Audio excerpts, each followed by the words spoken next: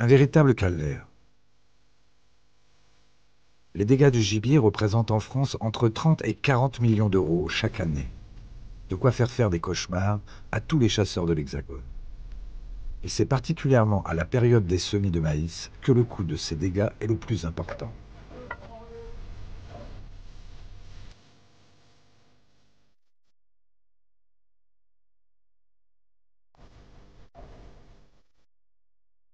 C'est en Alsace que nous rencontrons Pascal Perrotet-Doridan, directeur du FIDS 67, le fonds d'indemnisation des dégâts de sanglier du Bas-Rhin. La situation en 25 ans a évolué comment? Elle a déjà évolué au niveau des cultures. Un département comme le Bas-Rhin est passé de quelques milliers d'hectares de maïs à 80 000 hectares de maïs. Donc une nourriture abondante pour le sanglier. On est passé de 1000 à 2000 sangliers prélevés à 18-20 000 sangliers par an. Donc la donne elle change complètement. Plus il y a d'animaux, plus il y a de risques de dégâts. Et plus il y a de risques de dégâts, plus il faut intervenir pour justement tout faire pour limiter ces dégâts. L'avenir de la chasse passe de toute façon par la prévention, surtout avec l'augmentation du coût des denrées agricoles, comparé à l'année dernière où ces prix étaient de moitié. Si on veut continuer à pouvoir payer nos dégâts, il faut faire une prévention efficace. C'est la seule façon de pouvoir continuer à avoir des populations sauvages chassables et avec un taux acceptable par le chasseur, parce que le chasseur ne pourra pas indéfiniment payer. Donc ce qu'il faut, c'est avoir des animaux, que le chasseur puisse y trouver du plaisir et que malgré tout, les dégâts soient le plus faibles possible. Pascal est l'auteur du livre « Prévenir les dégâts de sanglier et autres grands gibiers ». C'est le fruit de 25 années d'expérience en matière de prévention de dégâts. Toutes les questions qu'on peut se poser sur les différents types de dégâts, comment les estimer et surtout comment les dissuader. Donc toutes les méthodes pour empêcher les animaux, quels qu'ils soient, de faire des dégâts aux cultures. Ici, plutôt que de subir les dégâts, le FIDS 67 a décidé de réagir et de tout miser sur la prévention. Nous sommes passés en 3 ans de 1540 hectares à 1070 hectares l'année dernière. Donc ces 1070 hectares nous représentaient un coût de 1 357 000 euros. Si on y rajoute tous les frais, donc bien entendu la prévention qui nous coûte quand même cher, frais de personnel, etc., frais d'estimation, frais de dissuasion, tout ce qui est achat de produits, désherbants et le matériel de clôture, ça représente un budget de 2 millions d'euros. 2 millions d'euros divisé par un nombre de sangliers qui est quand même de 18-20 000 sangliers prélevés. Donc c'est un taux tout à fait acceptable, je pense, par les locataires de chasse.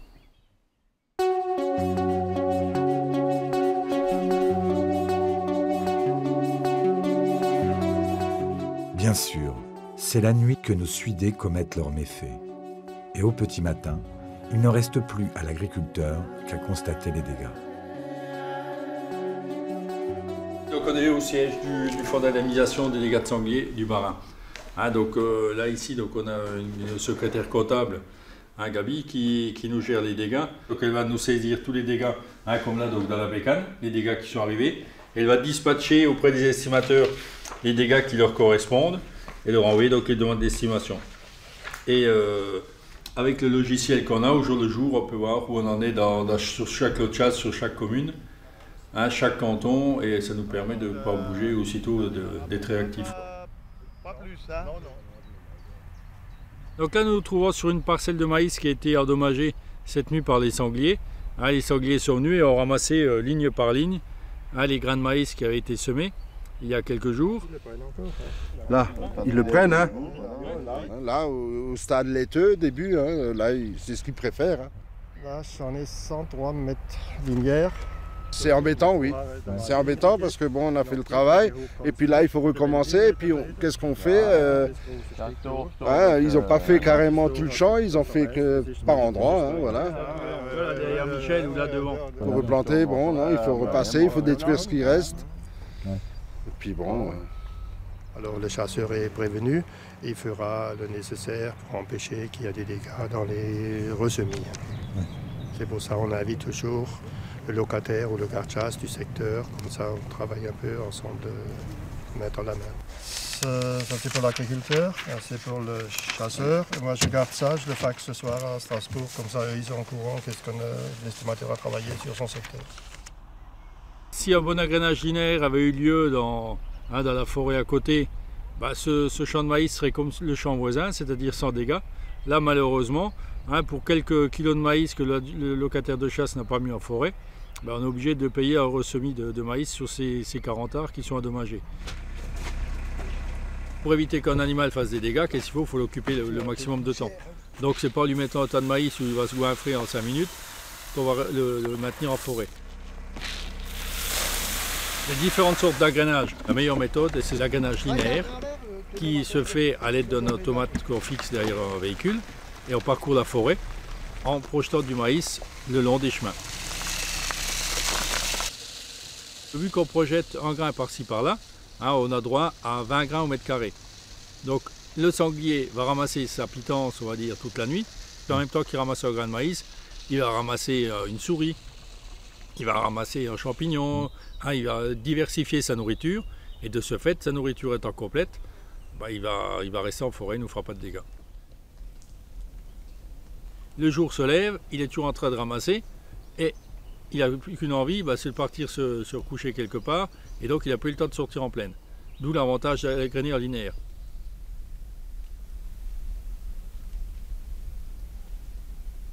Mais la prévention des dégâts n'est rien sans une prise de conscience massive du problème par les chasseurs. Robert Weinum, président du FIDE 67, nous expose la politique du fond. Nous pensons plutôt que la dissuasion et tout ce qu'on peut mettre en œuvre avant et ce que les chasseurs doivent mettre en œuvre pour réguler les sangliers est beaucoup plus efficace que de faire payer les gens. Ça fait maintenant 3 ans pratiquement qu'on sillonne le département tous les printemps, même en fin d'année, pour faire comprendre aux chasseurs qu'il faut aller dehors, qu'il faut vérifier, qu'il faut effectivement agrainer en forêt de manière correcte à ce que les sangliers restent en forêt et n'aillent pas faire les dégâts dans les champs ou dans les prairies. La meilleure alternative reste quand même l'effort qui doit être fait par les chasseurs, c'est-à-dire de réguler les populations de telle manière à ce que les dégâts qu'ils génèrent soient supportables pour le monde agricole et pour le porte-monnaie des chasseurs. Bienvenue à tout le monde pour la 2e chasse de l'année. La première n'a pas trop mal marché, on a fait 10 sangliers, puis c'était bien, il y avait beaucoup de sangliers, on a très mal tiré. C'est en forêt rhénane, sur la commune d'Erstein, que Pascal nous emmène découvrir la chasse de Kraft, dirigée par Roland Sport, son président. Et il y aura du Superfleisch. Alors maintenant je traduis pour les Hausepick. Superfleisch, c'est du pot-au-feu. Avec du réfort et des petites salades. Et ça va être vachement bon. Voilà. Bonne journée. Tu vas dans la voiture.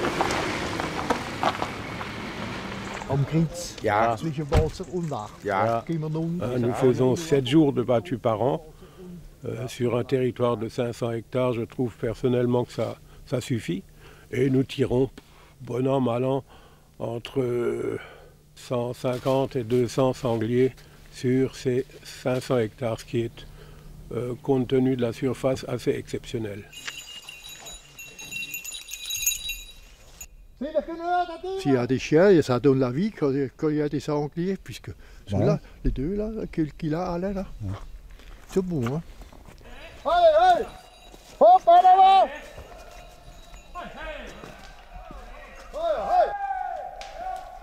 Hop, hop! Oh, ça tire déjà de 4-5 fois, hein. Sur cette chasse, nous pratiquons donc principalement la battue, avec bien entendu l'affût quand même en été, quoi, donc pour contenir la population. Car devant, en bordure de massif, nous avons donc une plaine très riche en culture, beaucoup de maïs, donc qui est très appétant pour le sanglier, qui les attire bien entendu. Donc une clôture électrique protège les champs pour éviter que les sangliers n'y fassent trop de dommages. Avant mise en place de cette clôture, nous avions jusqu'à 60 000 € de dégâts sur cette plaine. Et depuis que la clôture électrique est en place et avec un bon agrainage en forêt, la population ayant doublé, les dégâts sont devenus minimes et ne sont plus que 2 000 ou 2 000 €. Allez, hop, hop, hop, hop, hop, hop, hop, hop. Eh, monsieur Dommage, ne marchez pas sur les chemins, hein.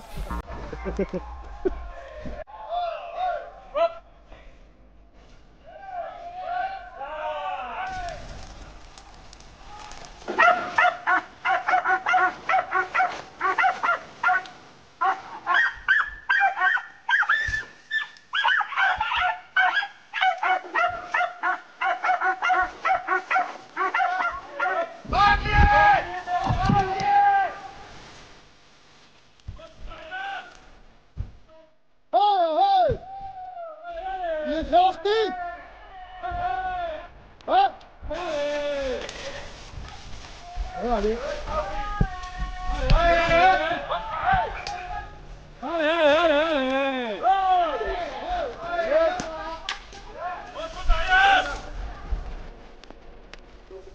Encore, encore.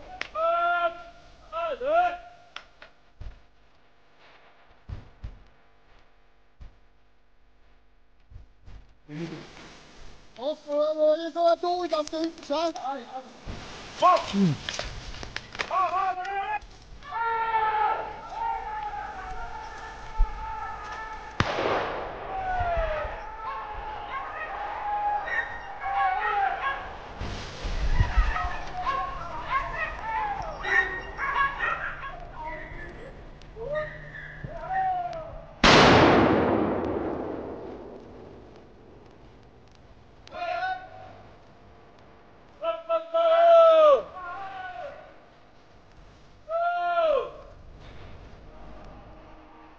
Hop là, chevron.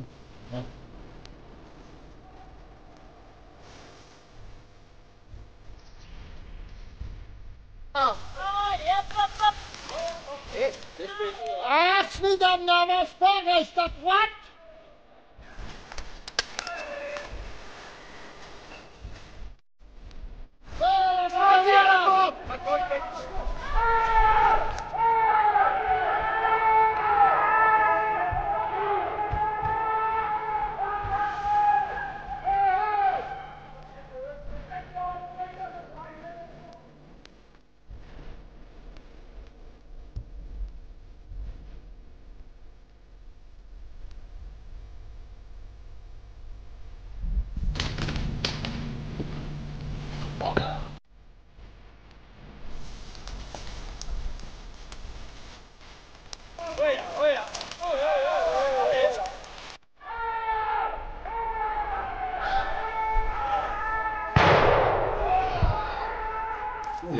Il y a de l'action, il y a de l'émotion. Il y en avait 6 ou 7 là. Ça vient toujours un peu trop vite, ils sont venus par là. Et je pense en avoir touché un. Et puis, bon, on va essayer de le retrouver.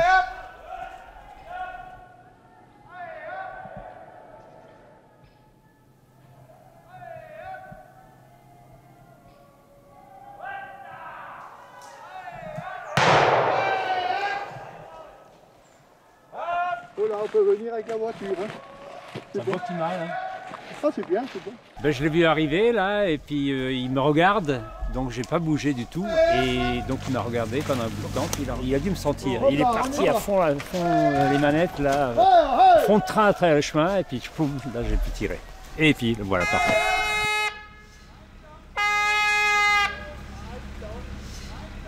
C'est toi qui as tiré ce Kailer? T'as ramené du champagne? Non, mais... La prochaine fois, tu penseras à ramener. On appelle ça des Kailer. Et on a même un garde-chasse qui un jour a vu un troupeau de solitaires chez nous. Histoire véridique. Ah, là, il y a du sang. Où ça? Non, non, mais le sanglier est mort. Parce qu'il a du sang de poumon. Donc pour moi, le sanglier est mort. Vu les indices qu'il y a là, le sanglier est mort. Tu vois, regarde. Elle est placée là où j'attendais de la voir. Le temps a été favorable. Nous avons vu beaucoup de sangliers, quoi qu'on dise. Enfin, d'après les rabatteurs, beaucoup de sangliers. Mais ces cons-là, ils sortent pas. Il n'y a rien à faire, ils tournent en rond. Maintenant, je vais vous dire une chose. Un tableau de 10 sangliers, c'est merveilleux. On n'a pas besoin d'en avoir 30, 40, 50 ou 100. Parce que ça enquiquine seulement les gens qui les vident et qui doivent les vendre. Hein? Et puis on a passé une bonne journée, on a vu passer beaucoup d'animaux et tout le monde il est content.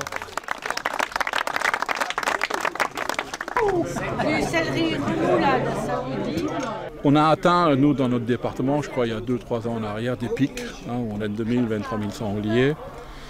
Aujourd'hui, on en tire un peu moins parce que c'est vrai que ça fait maintenant 2 ans qu'on essaye de faire passer le message, de réguler un peu mieux ces populations, donc ils s'en tirent un peu moins.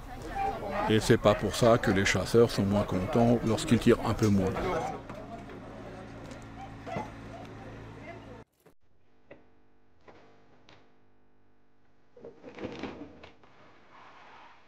Plutôt que de subir des dégâts, nous on préfère les gérer.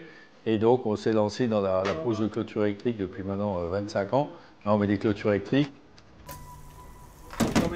Effectivement, pour prévenir les dégâts, la première méthode et de loin la plus efficace reste la pose de clôtures électriques.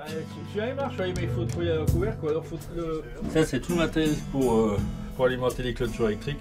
Une petite partie du stock des batteries, les quelques postes qui nous restent, puisqu'on est quand même en fin de saison. Là. On a sorti déjà 350 km de clôture. Hein, ça représente plus de 200 postes batteries sortis, 150 postes secteurs aussi répartis sur tout le département. Ça représente plus de 1000 km de ruban, hein, donc ça fait une belle petite distance, on va dire, quoi.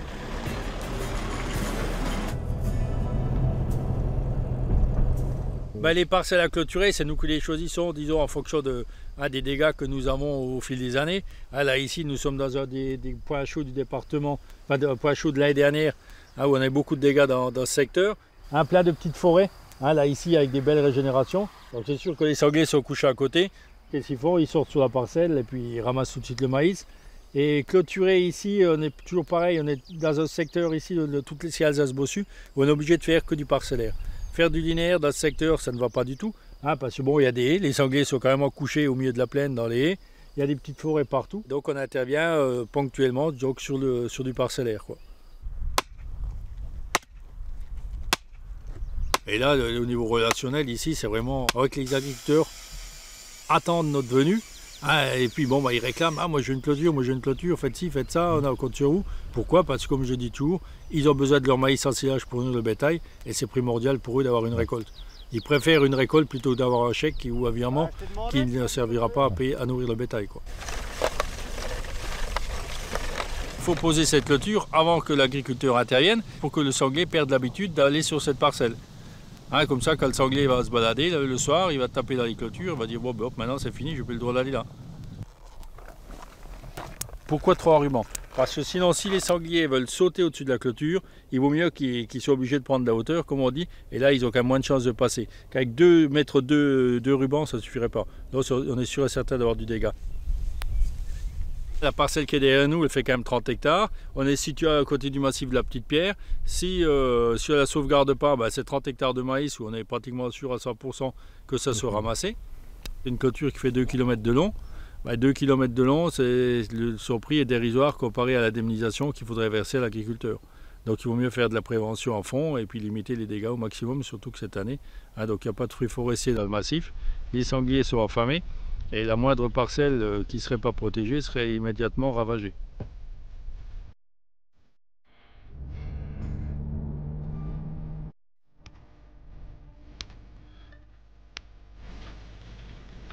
Là on est sur la fin, on a encore 8-15 jours de pause de clôture électrique et tout sera dehors. Après on va refaire notre deuxième passage de désherbant pour continuer à maintenir ces clôtures propres pour que le courant passe bien partout dedans.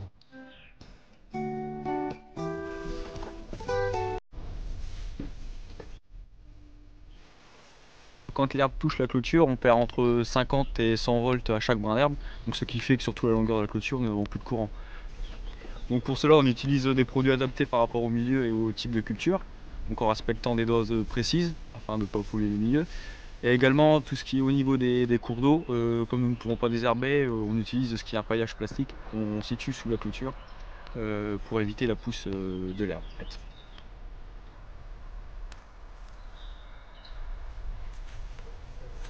Là ici on est sur la commune de Lahaube-Areschbach et donc dans toute cette plaine riche en maïs, en prairies et en blé, donc on a installé tout le long de ce massif donc une clôture qui fait à peu près une dizaine de kilomètres de long que nous entretenons donc à l'année et cette clôture donc sur un linéaire de 10 km empêche les sangliers de sortir du massif et c'est largement suffisant. C'est une clôture qui tourne bien, donc on en a à peu près 200 km de clôture permanente sur le département. À défaut de mettre des clôtures électriques, si on ne peut pas en mettre partout, ça demande quand même de la surveillance. Quand on a des parcelles qui sont à risque au milieu de la forêt pour être quitte d'y aller 2 fois par semaine, on emploie le grillage Ursus lourd. C'est-à-dire là on est face à un grillage qui fait 1,50 m de haut, qui est enterré sur 20-30 cm dans le sol. Donc le sanglier ne peut pas pousser ce grillage et rentrer à l'intérieur.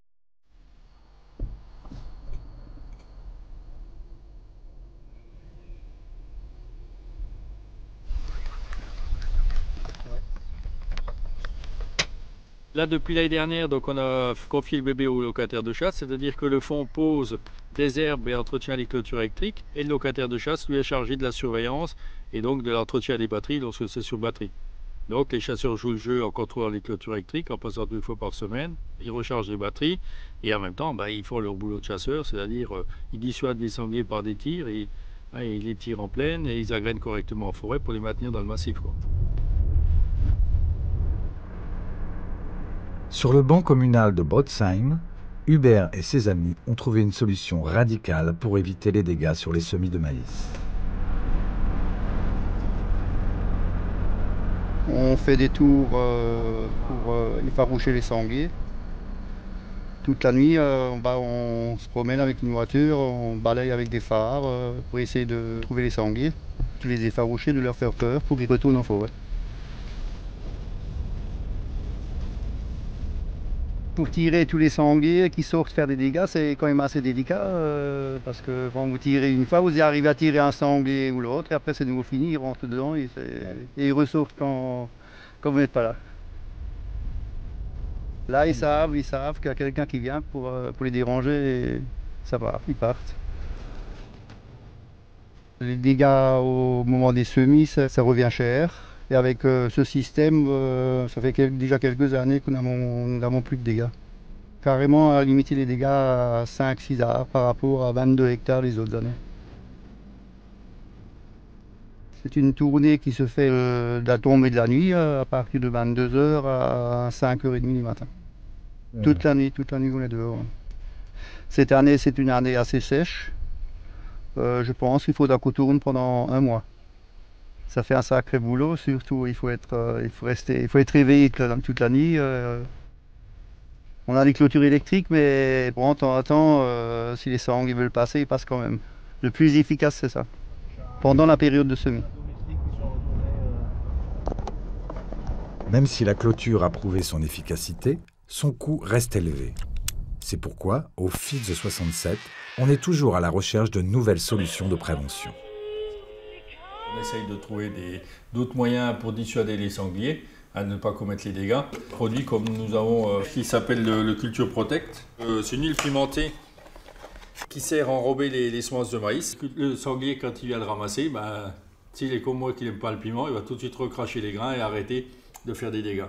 Ça, c'est quelque chose d'efficace. On l'a testé l'année dernière sur 700 hectares dans le département. On était les premiers à le tester et puis personne n'osait, on ne savait pas comment ça allait marcher. Donc on a pris le risque, on l'a testé sur 700 hectares, avec un questionnaire à la clé auprès de tous nos agriculteurs qui l'avaient essayé. On avait 97% d'agriculteurs satisfaits. Et cette année, on a 3500 hectares de maïs qui sont traités au Culture Protect dans le département.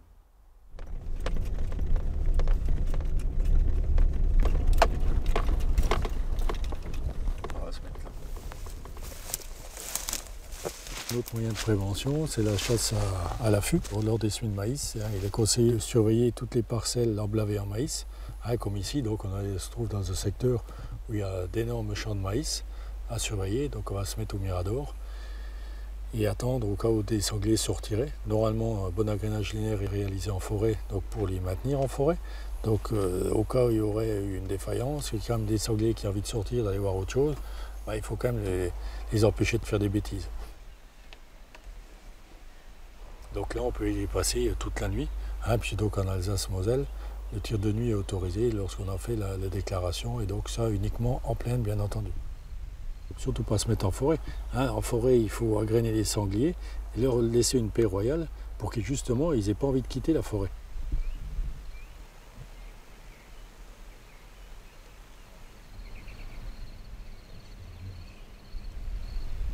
Deux sangliers sortent soudainement d'un champ de colza à proximité.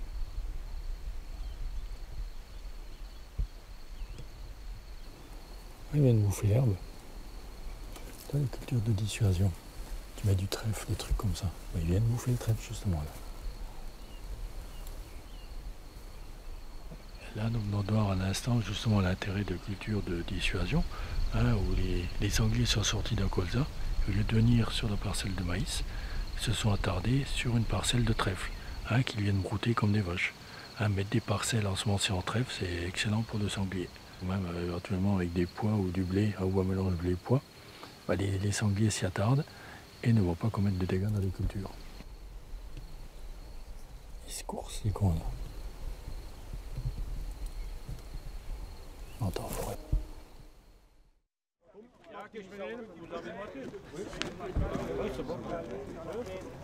Aujourd'hui, c'est jour de battue à Markolsheim. Après, on peut faire plus facile. Sur un territoire de 1500 hectares, dont 600 hectares de bois, 120 à 150 sangliers, quelques chevreuils et quelques daims sont à prélever tous les ans. Son président, Pierre Meyer, nous accueille pour une journée de chasse riche en émotions. Cette forêt, de type rhénane, située le long du Rhin, est très dense et entourée de maïs et de blé. On fait 3 grandes battues. Et toujours à peu près avec des tableaux entre 30 et 50 sangliers. Pour commencer la journée, Pierre décide d'attaquer un petit bois entouré par la plaine. Et là, il y a une trentaine d'hectares. C'est le prolongement du grand massif. Et bon, on a énormément de dégâts parce qu'il y a des cultures qui jouxtent cette longe. Et tous les printemps, au moment du semis des maïs, on est toujours confronté à des problèmes récurrents de dégâts. Et donc là, on va essayer de réduire la population au plus basique. Ils sont scindés là. Parce que bon, j'ai donné que du sanglier et du renard à tirer. Alors en général, des coups de carabine, c'est que sur du sanglier. Là, à eux là, hein, ça va péter là.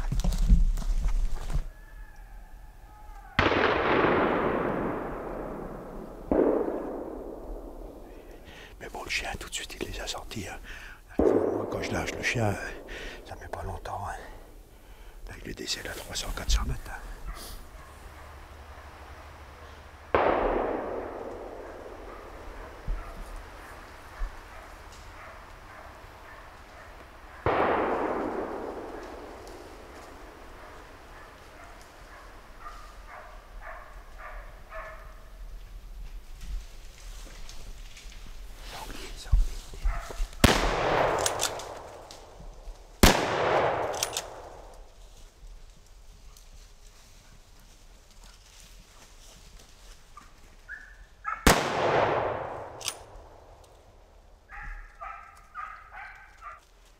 C'est pas évident là.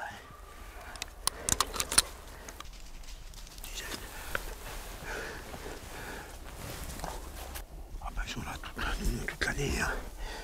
Sur notre lot, il y a 600-700 hectares de maïs. C'est une plaine de maïs, c'est une mer de maïs. Alors là, ils sont bien, il y a l'irrigation, en été ils sont dedans, ils ne sortent même plus. Ils font des dégâts et après ils reviennent dans la forêt. Hein. C'est pour ça que impérativement, il faut qu'on diminue un peu la population. Au vu des dégâts. Hein. Ça risque encore de venir là.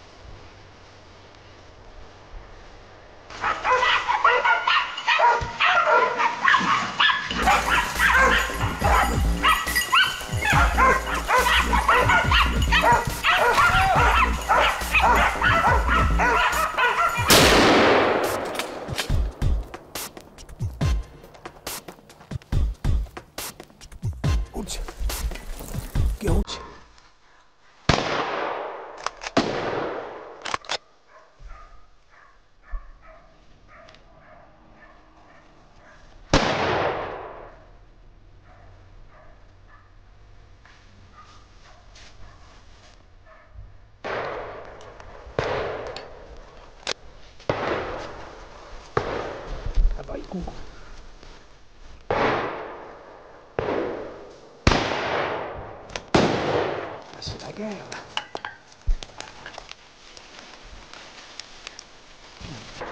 Ah, c'est pas évident du tout là. Hein.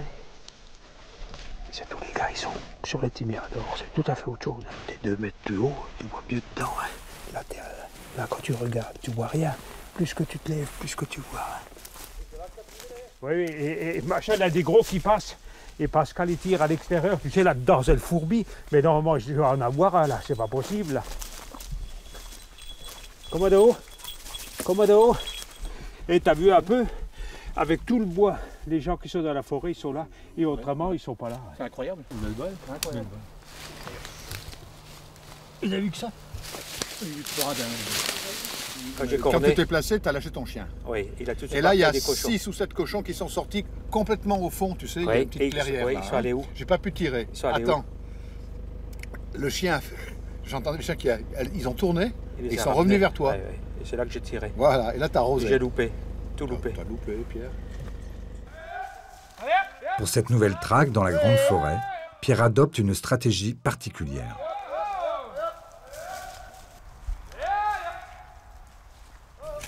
Il y a trois équipes de traqueurs pour que ça aille au plus vite. Parce que là, on englobe quand même à peu près 300 hectares. Donc pour que ça dure le moins longtemps possible, on fait 3 équipes qui vont à Quinconce et là, ça va, on a, par ce principe, on a le plus de réussite. Hein. Et ça dure beaucoup moins longtemps que si on faisait traditionnellement. Hein.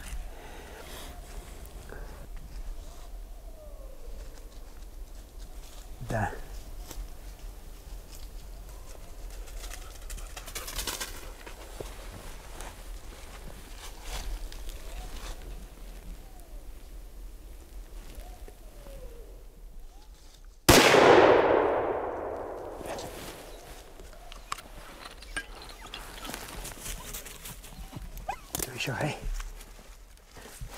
Au moins on n'est pas famille là.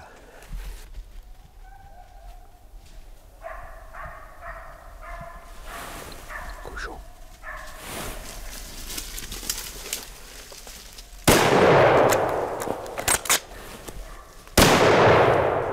Ah quand même.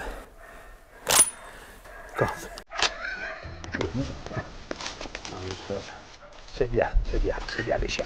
Allez, viens. Pas pu tirer, les cochons, tu les avais pas vus là? Non, c'est comme ça. Ah, hein? C'est autant de cochons partis un peu coup de feu. De la chose, il y en a 4. Ah ouais? Moi j'en ai un petit, j'ai un renard. Allez. Vous prenez à droite là, hein? La partie droite, on va revenir et c'est parti. Après on pousse le rond. Vachement.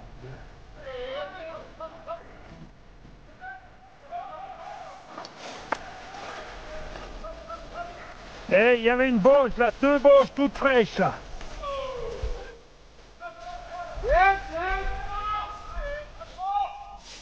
Sanglier devant!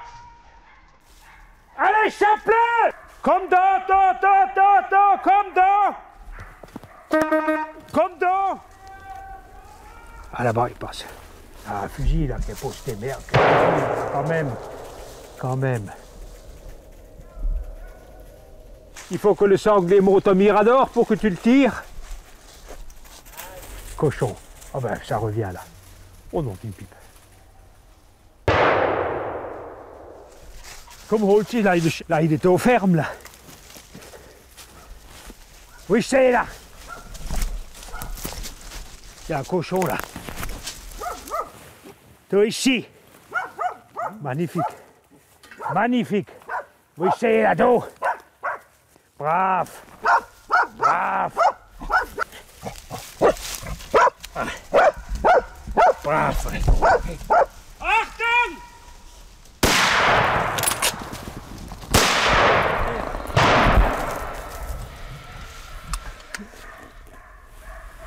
Bernard!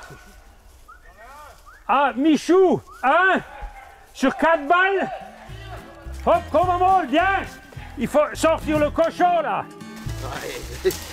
Elle est belle, hein? Tu as tiré dans le tas? Ils passent à 5 mètres du mirador et ceux-là, ils ont passé plus loin, alors j'en ai pris encore là, mais je n'ai pas vu que c'est la bête d'été. C'est pour ça que tu l'as touché, parce que c'était un gros. Et je pardonne beaucoup de choses.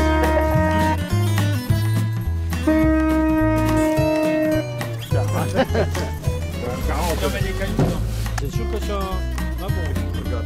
Et 39 sangliers, donc Très beau caillère, tiré par Bernard. Bravo. Alors, on va l'applaudir.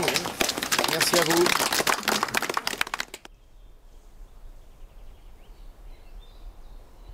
Malgré ces efforts pour une prise de conscience, certains laissent à l'abandon les installations de leur secteur. Ici, même après plusieurs avertissements, cette clôture n'est pas entretenue. Là, on est face à une clôture électrique qui fait quand même 5 km de long, qui protège donc toutes les sorties d'un grand massif où il y a beaucoup de sangliers. Et donc, nous avons fait une première sommation au locataire de chasse il y a un mois pour lui demander d'entretenir cette clôture électrique.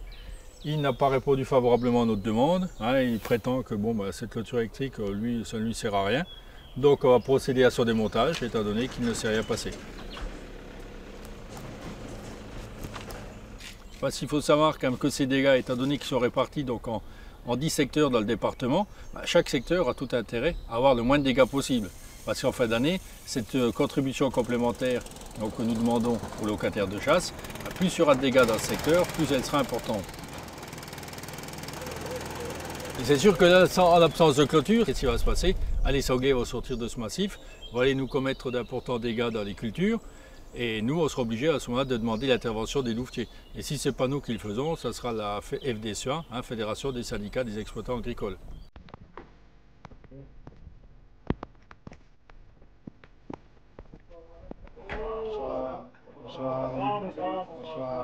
23 heures au nord de l'Alsace. Malgré tous les efforts du locataire du territoire, les dégâts sont trop importants. C'est pourquoi cette nuit, Jean-Georges Epp et Jean-Paul Debesse, 2 lieutenants de louveterie, sont là pour procéder à une opération de tir de nuit. Merci d'avoir consacré de votre temps pour cet appui administratif afin d'apaiser tout le monde. Donc l'exploitant agricole qui est ici présent remarque qu'on est relativement nombreux. C'est vrai qu'il y a eu des dégâts, donc on est là pour essayer d'arranger et d'apaiser tous ces problèmes si on peut.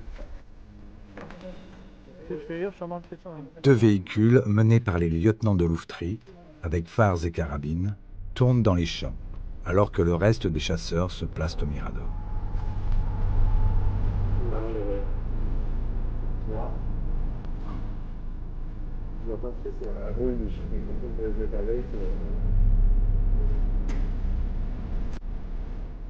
Derrière?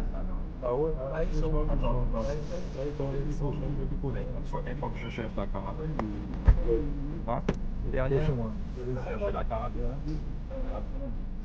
Oui, bon, pour l'instant, on ne peut pas tirer comme ça, c'est pas fichant. Là-bas, il y en a encore. On va aller vers là-bas et on peut tirer. Arrête. C'est pas fichant, mais s'ils reviennent devant la butte.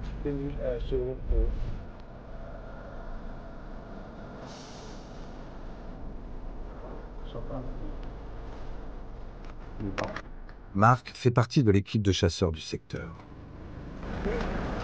Là, on aurait pu en faire un, mais c'était pas un tir fichant. C'est pour ça que j'ai dit comme ça, je ne tire pas. Il nous livre ses sentiments. C'est-à-dire que bon, pour le principe, j'ai rien contre, puisque bon, il y a effectivement des dégâts, les agriculteurs qui rouspètent. Donc nous, on fait notre possible. Maintenant, bon, la culture du maïs s'est beaucoup développée ces dernières années. Et à partir du moment où il y a du sanglier en forêt, il a tendance à sortir, même lorsqu'on augmente l'agrainage en forêt. C'est son instinct naturel. Au printemps, lors des semis, il va patrouiller en plaine. Rapidement, nous retrouvons nos 3 sangliers.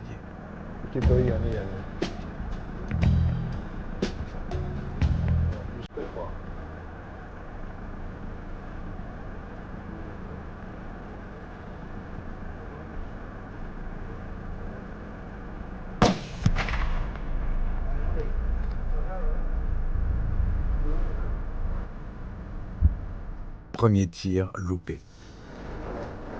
On va faire le tour. On va faire le tour, on va là-bas. Et les autres, ils sont partis dans l'autre sens. Je l'ai tiré de 3 quarts arrière. Ouais, il partait. Alors j'ai dit, moi je vais tirer parce que sinon ils vont encore se barrer. Quoi. Le 3 quarts ailleurs. Non, c'est chaud.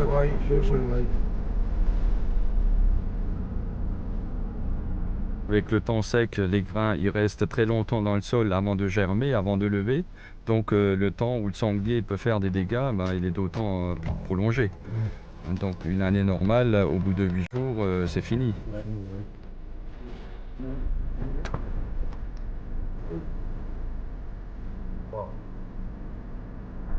Doucement, s'ouvre, va sur un piquet.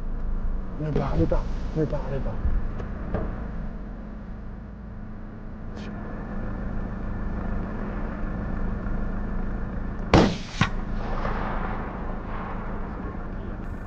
Et dès qu'on tire sur une bande de sanglier, hein, ils reviennent pas si vite. Je pense. Surtout les petits qui font beaucoup de dégâts. Il faut éviter de tirer la lémineuse. Il faut absolument éviter de tirer la lémineuse. Ça déstructure la compagnie. Là, on n'a pas fait de dégâts. Non, pas de dégâts. Avertissement. J'ai tiré sur le petit marcassin pour faire partir toute la troupe et surtout les lémeneuses avec le reste des marcassins, donc ils ne vont plus revenir ici. Donc c'est un avertissement pour eux.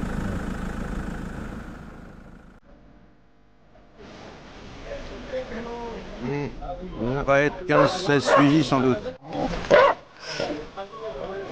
Avec les spades, il faut tirer au jugé. Les panneaux. Aujourd'hui, nous retrouvons Pierre dans le Haut-Rhin, à Riqueville. Une chasse de 4500 hectares d'un seul tenant, dont il est également le président, pour une battue en montagne typiquement alsacienne. On tire en cervidé, bichette fond, daguet sous les oreilles. Et quand vous tirez sur une pièce, vous dites au chef de ligne où vous avez tiré pour qu'on puisse faire un contrôle de tir. En ce qui concerne les sangliers, on tire tout, hormis la laisse-huitée et la meneuse. S'il y a des petits qui viennent de 20 kg, vous tirez un maximum à cause des dégâts. Et sur ça, je vous souhaite une bonne journée.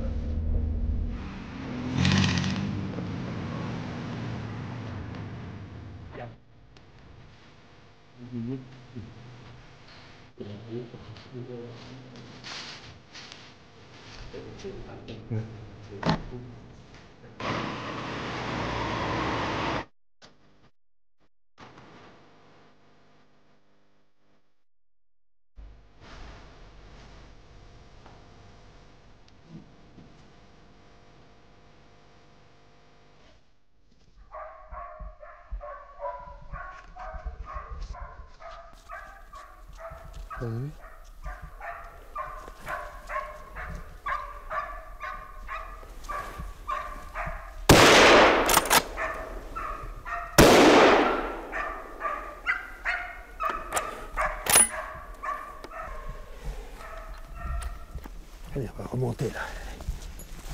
On a une entité de 4500 hectares d'un seul tenant, avec beaucoup de cervidés. Route. On va voir pas qu'il soit. Ah.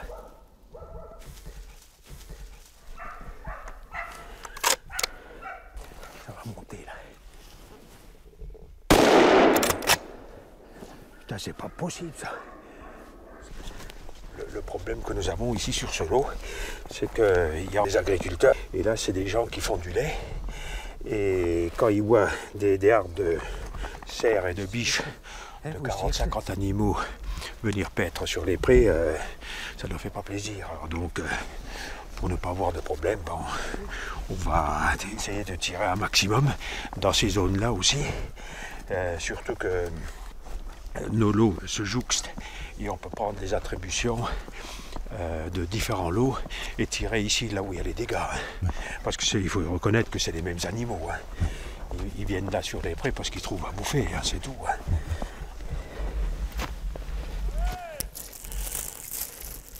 Là, j'ai marqué, j'ai balisé pour que le conducteur de Chien Rouge puisse venir faire son travail.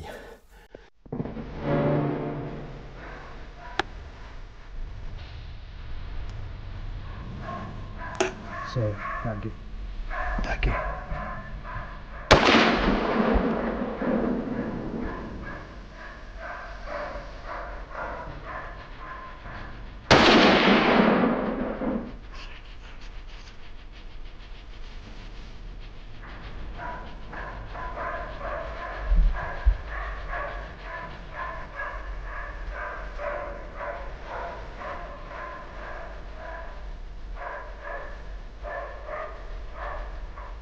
Et bon, chez nous, on a juste l'autorisation, on peut tirer, prélever les daguets moins haut que les oreilles. Mais le daguet plus haut que les oreilles, c'est interdit. Normalement, on dit que les daguets qui portent moins haut que les oreilles, c'est des cerfs qui n'ont qu'un avenir, ce qui, à mon avis, est tout à fait faux. Parce qu'il est déjà X fois, on a vu des daguets qui étaient petits, et l'année d'après, on leur retrouvait des cerfs tout à fait normaux. Hein. Tout dépend, moi je dis que ça doit surtout venir de l'époque où ils naissent.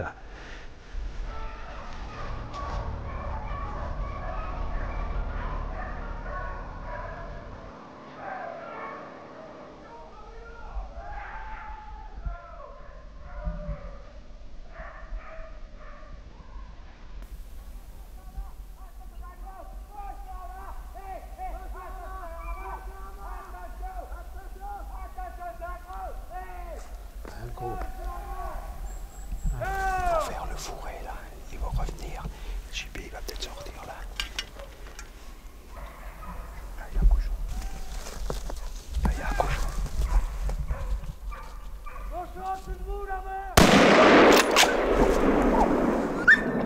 Mort. Du sanglier. On a réduit la population depuis 2 ans parce que c'était devenu ingérable dû aux dégâts. Hein. Et là, on a retenu à peu près raisonnable dans la population qu'on a.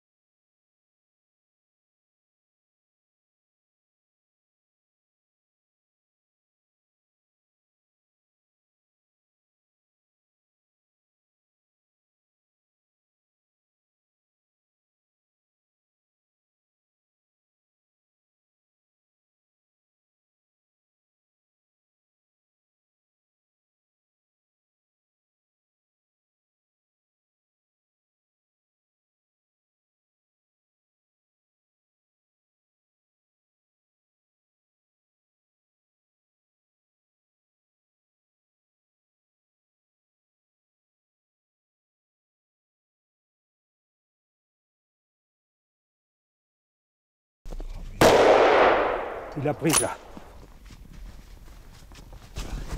Là, il passe là.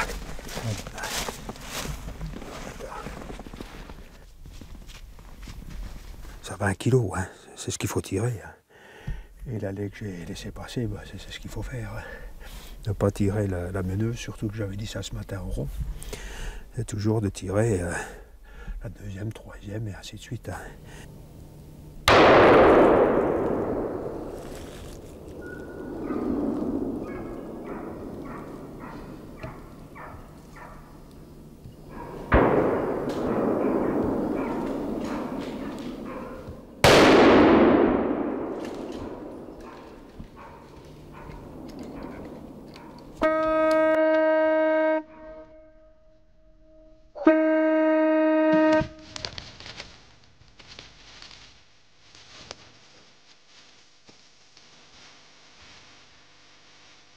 C'est bien. C'est bien, j'avais un peu froid aux doigts, sinon on aurait peut-être pu en faire un 4e. Mais bon, on se contente de ça, c'est déjà pas mal. Mais la journée n'est pas finie. Le temps d'un casse-croûte et c'est reparti. C'est juste. C'est la meilleure troc.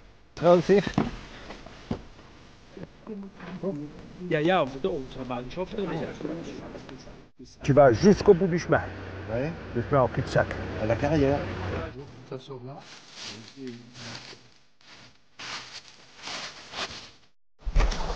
Yo! Allez, compris!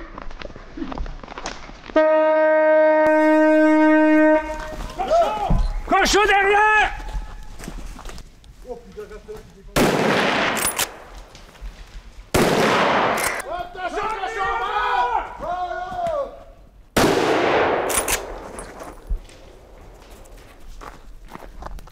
Attends, il doit y en avoir un là quelque part là. Hein? Non mais, cours, c'est sur le moment. Ah oui. Ah, il y a du sang là. Hulz, oui, c'est bon. Hulz. Hulz, c'est là. Hulz, pisa. C'est bien. Un petit mal, un petit mal. Celui-là que je prends là, il envole lui. Il n'a pas touché le chemin. Hein. Et je l'ai pris un peu derrière. Oui, c'est bien, juste éraflé. Hein. C'est un petit mâle, c'est bon. Rouquin, c'est bon. Et le petit chien, il était dessus. Hein? Calme, Haïti.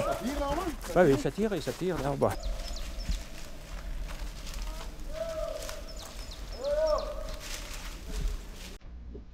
La traque, elle commence là, sur notre droite. Ça descend dans le vallon. Et les gros fourrés sont en contrepas. Donc, en général, le gibier remonte là.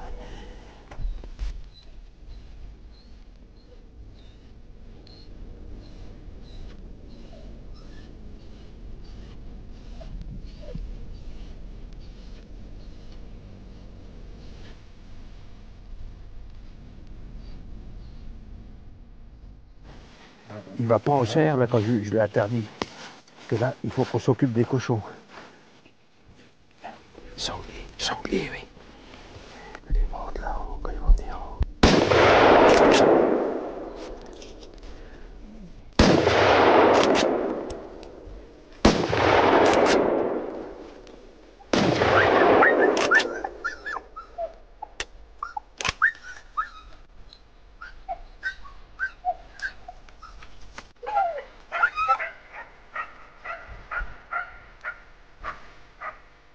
Pierre a des raisons.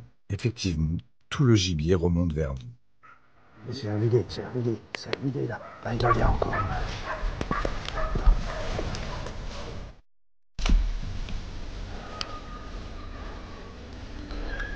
Ça va être en bas, on va aller là.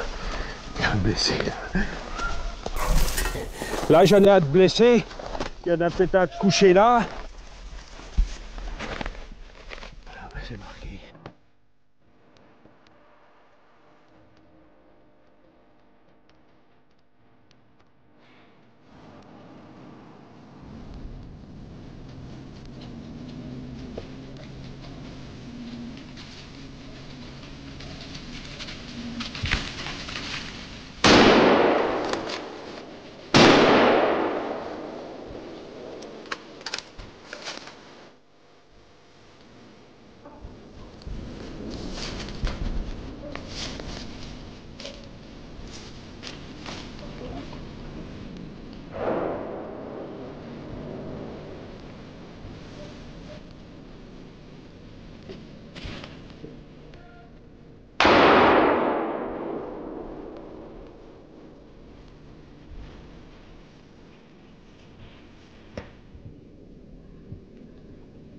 Zijn er op de touwen hierdoor? Nee. Heb je niks Nee. gegeven? Hé daar, kom hier. Ach, was. Derrière. Bien armé. Und wo ich geschossen habe, ist er gleich rums da runter. Und die zweite habe ich noch gesehen, wie es da so durch ist, langsam. Dann habe ich gedacht, hoppla, und das ist einer, der große, war dann dabei.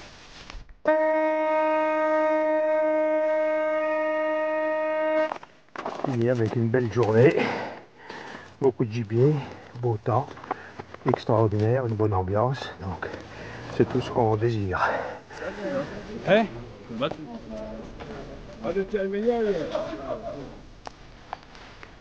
Donc nous avons tiré aujourd'hui 28 sangliers, dont un très beau caïlaire, 2 biches, 3 fans, 5 renards, ce qui fait 38 pièces. On a encore vu pas mal d'animaux. Malheureusement, bon, il y a des laits qui ont été tirés. J'avais dit qu'il fallait tirer pour réduire les dégâts, donc ça a été fait. On ne pourra pas dire qu'on ne joue pas le jeu. Alors je remercie tous les chasseurs d'avoir participé à ce beau tableau. Merci Président. Merci Président.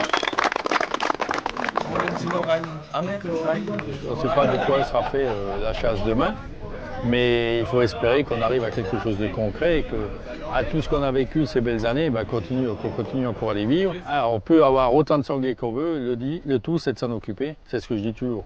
Et comment s'en occuper? Justement, c'est en faisant la meilleure prévention possible au niveau des dégâts.